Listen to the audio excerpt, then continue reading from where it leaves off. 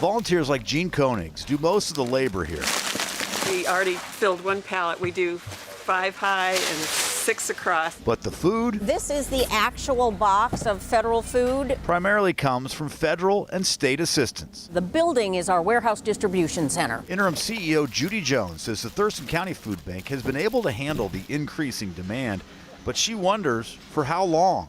Some of the shelves here are suddenly bare. Makes me nervous when I walk in and the first thing I see is empty shelves that have not been empty in months and months and months, ever since we installed the shelves, which is probably a couple of years ago. She fears it could be a more common sight at food banks across the state. We thought after the pandemic that would level off or drop off. It has not. It has stayed very consistent, and we expect that number to perhaps rise. Governor Bob Ferguson has suggested cutting food bank funding as a way to tackle the state's budget deficit.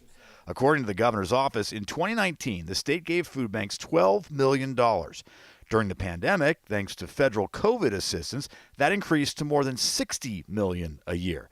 But without that federal help today, Governor Ferguson has proposed to reduce spending to $41 million a year. That just seemed to me, given a budget shortfall, would I want to do that? If there wasn't a budget shortfall, of course I wouldn't do that, right? But look, we're not going to tax our way out of this thing. Not going to happen. It was a difficult message to hear.